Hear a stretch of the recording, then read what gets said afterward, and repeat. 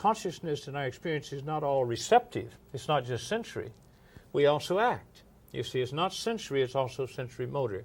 And all that I've done, and this is what somatics is really phenomenology, which lets the sensory aspect of our experience be combined with the motor aspect, and we have the full human being. Think of this. The spine, in the back of the spine, there's nothing but motor nerves coming out here. In the interior part of the spine, there are nothing but sensory endings coming out for the whole body. So if we look at the spine, we realize the spine is nothing more than a sensory and motor apparatus. The motor nerves come out the back of the spine? About the back and sensory to the front. Now, and they run up to the brain, and it's the very top center of the brain, like a band, as I was saying in the earlier part of this other program that we were doing, that the band here to the fore section is the area where the motor aspects are. In the back is the motor, and in the back of it right is along areas. the central fissure that runs across the brain. Exactly across the central fissure. And so the sensory and the motor neurons representing each part of this musculature are right next to each other. Each one is across. So as you put new sensory information, you spark new motor activity. Now I'll show you how this can be done without using anybody but yourself. And anyone can do this who watches what she's doing. Now if, for example, now in this case, now Dory, you're actually much tighter on your right side than your left side. I don't know if you're aware of that, but you're probably even tender here, are you not? Yes. It's sore there. Yeah. Now turn the face to the right, since that's the tighter side, right? Now let's do this. Now, I want you to put your hand under your cheek like that. Okay, now, just lift up the elbow slowly a few times and feel the contraction. Now, when you do that, you're contracting a few muscles, right? So you lift it again. Parallel? Yeah, or curl up, like just this? about there. Hold it a second. Now slowly come down, just to get a sense of the rhomboid muscles, the lower trapezius muscles. Now, relax a second. Now slowly lift up your head about 1.5 inches, 2 inches. Lift it up. Now see if you can feel, remember that earlier contraction was here. Now lift it again and notice what you feel down to here. Can you feel the contraction down almost to the pelvis? Now you see that I'm asking her to sense, right? To notice what she's sensing in her body. Normally she senses very little here, except maybe a kind of a numbness and pain, because that's, here, feel it. With these basic motions of lifting the elbow, this is tight. I can feel it's quite tight. Now, as she lifts that, she makes that tighter. But as she comes down, she's voluntarily releasing the muscles that she voluntarily contracted. Right now, these are involuntarily contracted, and they're being given a constant signal from the lower brainstem to contract. Now, we want rather than the brainstem, the top of the brain, the cortex, which is the seat of voluntary action, to take over. So what do? Now, if you want to do the full action now, you've lifted your shoulder once, and you've lifted the head. Now, inhale, Glory, and lift up head and hand and hold in the air. Now, hold that for a moment. Now, you're strong enough to do this. Now, feel how hard their heart is rocked. Feel up into here. That is like a rock. But Dory's doing this herself.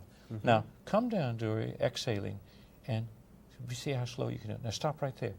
Now, come down very, very slowly, so that the feedback from this voluntary release has a chance to come up. Now just relax. This movement is like the way somebody might stretch when they're first waking up from sleep. Yeah, well, it's all animals stretch when they wake up. All animals, all vertebrate animals stretch. And the only animal that doesn't stretch when it wakes up are adult human beings. Children stretch, you know. Children wake up when they get sleepy, they're stretching. Not adult human beings, because they say, I'm a little sore, I better not move too quickly. So rather than stretching, they don't challenge it. Now do that a second time. Now slowly lift up. Now inhale and lift up fairly high, and lift your elbow a little higher this time. Turn your head a little like that. Now, by the way, notice, Dory, that your left leg goes up. Your brain organizes that as a counterweight to this. The brain does all sorts of mysterious things we don't notice usually. Now, come down very slowly. That's nice, that's nice. And by the way, now notice as you come down, what starts happening here. And this is a stretch that any of our viewers could do for themselves. They should. Anybody who has lower back pains that watches this program should get rid of it and do this very thing. Tonight, they should lie down and do this. Now just relax a little bit. Okay. Now, it doesn't matter if you've had lower back pains for 20 years. Oh, especially if you've had them 20 years. That's what you want to do. These are anatomically harmless movements. Totally harmless. Now, inhale and come up again. And the principle is if your muscle is tight, you want to consciously tighten it even more. Yeah. Rather than trying to stretch it loose, the only way you can change it from the interior is doing the opposite. You see, if I were a physician, I would say, or an engineer, I'd say it's too tight, let's yank it. But if you yank on a muscle, all it does is pull back just as strongly as you pull it. And if you do that, you cause it to go into spasm. So if we were to try and tell Dory, consciously keep coming relax your muscle, she wouldn't be able to relax it, just relax it. No, she can't. That's why we're doing it. Now, she has to tighten it first. Take your hand and feel that. Notice you're getting softer. It is softer. Yeah. And now, let's do something else. Forget about this side. I have a muscle right here that feels it too. On this side? You're stretching that. Now, since we noticed that when you lifted here, your left leg goes up. Let me show you a funny thing, Dory. Relax here and stretch your left leg and lengthen it until you can lift it up about 3 inches off the table. Now, feel this. She knows what's happening. Look. It causes that. Now, we realize that the cerebellum actually organizes that. That's not a conscious action. Now, when you lift this, the cerebellum organizes that to counter weight, this weight. Now, watch what happens.